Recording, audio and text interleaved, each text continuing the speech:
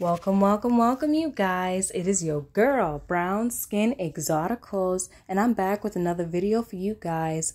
I know I haven't been posting as much recently. For the next year or so, you guys just know I'm really going to be focused on school, so expect me to post maybe once or twice a month, if that. I'm not ignoring you guys, and I'm definitely not closing the channel. Just want to let you know as a quick PSA.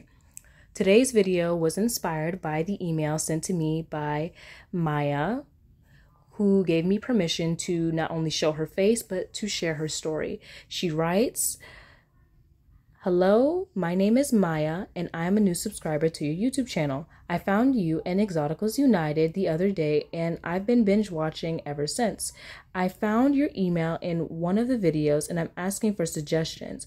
I'm an elder millennial who grew up in the 90s and early 2000s, and it has been so refreshing and validating to see the movement happening in the mixed/exotical community. Growing up, we didn't have much of a voice, and biracial was not even a term back then. We all just had to be lumped in the black box, and you better not say anything otherwise. I come from a MGM multi-generationally mixed family and was actually raised with a very mixed identity. I was actually told we weren't black and don't identify as such. Our main mix was Black, Indigenous, Irish, Scottish, Dutch, Native American, Asian on my mom's side. And on my dad's side, American, Indian, Irish, Portuguese, English, Native American, and Asian. I actually grew up with much more of my Indigenous, Cherokee, and Choctaw and Irish identity than anything else." She goes on to say, "Despite the fact that I've never identified as black or exclusively black, I've been relegated to that box and shunned by it at the same time. People my age are not catching on as fast as younger mixed folks, and I'm glad to see the exotical sphere. It's pretty lonely. It's been a pretty lonely journey. You're not black, you're not biracial, but you're black passing and mixed as fuck. I'm giving very much Kellis or Rachel True. Anyways, I am reaching in the hopes to share my experience of being an older brown multiracial exotical and why this movement is so important for mixed race people. A lot of us have been forced to be silent most of our lives, and we are ridiculed and shamed when we try to speak up for ourselves. I'm glad to see the tide is finally starting to turn. Hope we can connect at some point, and I'll keep enjoying your channel until then. Peace, love, and Exoticals, Maya." I love that sign off, that signature. It was beautiful. Now, 3 things that she said and mentioned that stuck out to me. 1, this recurring theme with biracials, mixed race people, exoticals, people who are racially ambiguous, keep saying, especially if they grew up in the 70s, 80s, 90s, early 1000s, that they were shunned for calling themselves mixed and they were automatically lumped in the black box.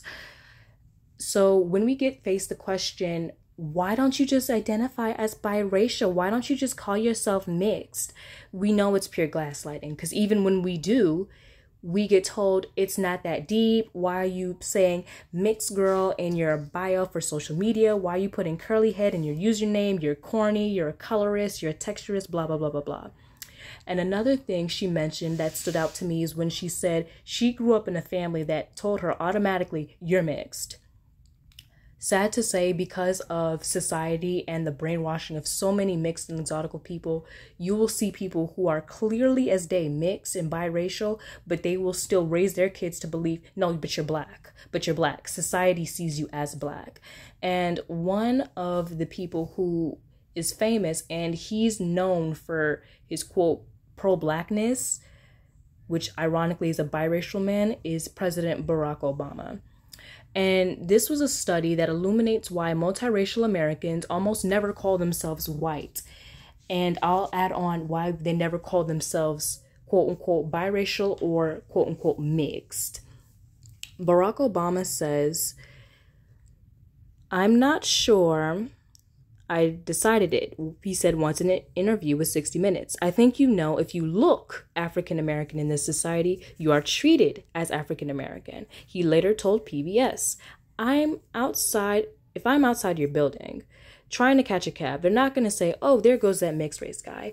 And that literally rings true for so many brown and quote unquote black passing exoticals, and also not just black passing, but any exotical who's not white passing on our side of the spectrum. So your Janae Waltons, just different Blasian, Afro-Latino, these types of exoticals. And I don't want to step on anyone's toes, and I definitely don't want to speak on the issue of being biracial, because in my case, I am MGM, I'm not. But one thing we can all agree on is the fact that we do have racial fluidity based on where we go. For all my exoticals who travel, you know that what people assume your race and your ethnicity is depends on where you are. A mixed woman could be the same mixed woman, but in the North, they'll assume she's one thing. In the South, they'll assume she's Creole. If you go to the Caribbean or Latin America, they'll assume you're Latino, that you're Panamanian, Dominican, maybe Cuban. Or if you go to Africa, they're going to assume you're a colored. So we understand how we're never in one place, but when we use this racial fluidity for ourselves, then it becomes an issue.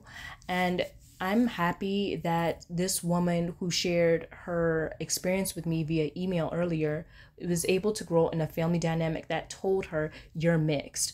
But I see with my channel, and it breaks my heart when I see other mixed and light-skinned people in exoticals who were socialized by their mixed race families, as well as by education and societal standards, that you're black. Society sees you as black. I hate anytime I hear any other biracial or multiracial person say that, because that immediately dismisses all our problems as mixed race people and our experiences as well as our abuse. On the flip side of the spectrum, you have our exotical and mixed race brothers and sisters who are more quote unquote white passing. And as I've said it before, but I'll say it again, white passing does not just mean pale skin. White passing means pale skin, thin lips, slim nose, all the features that are commonly associated with white people. Then they are white passing. Only Black Americans seem to think that because your skin is lighter, you're automatically white passing. And that's not the case. And the funny thing is, the number one people who are oftentimes victims of Black Americans, as well as the whole talk of racial issues, happens to be mixed race and exotical children. People love to say which mixed race kid is more attractive, which mixed race kid is more cute. Oh, that girl's ugly. Oh, she has nappy hair. Oh, look at your nose, your features, your face, you're black. As soon as culture was born, all the dark-skinned Black women who hated the fact that Cardi B called them roaches decided to jump and attack her child, a child. And it's so hypocritical, and it frustrates me, because we as a mixed race people know that we come in every shade and every size, because they'll sit here and want to make exoticals or procreate with us, then give exoticals hell as they grow up, and then expect us to have amnesia and forget about all this abuse and just plight for them, but never fight for ourselves. And we're not going to do that here. We have to understand, anytime we get asked those gaslighting questions, why don't you have this same smoke for white people? Why don't you want the validation of your other sides, not just black? Why don't you call yourself mixed? Or all those other questions, we know to ignore it. We've seen that before. We're not even going to address them at this point. I need it to be where us as mixed race people are fine and comfortable having our own spaces. Selfishly, we need to be selfish with the fact. And it's as simple as, no, you don't get to call yourself an exotical. You don't get to call yourself mixed race because you want a safe haven for you guys. If you're a Black woman, go to Chrissy or Paris Milan or all of those colorism crybaby channels, because you don't get to infiltrate this space. And we're really trying to create a safe haven.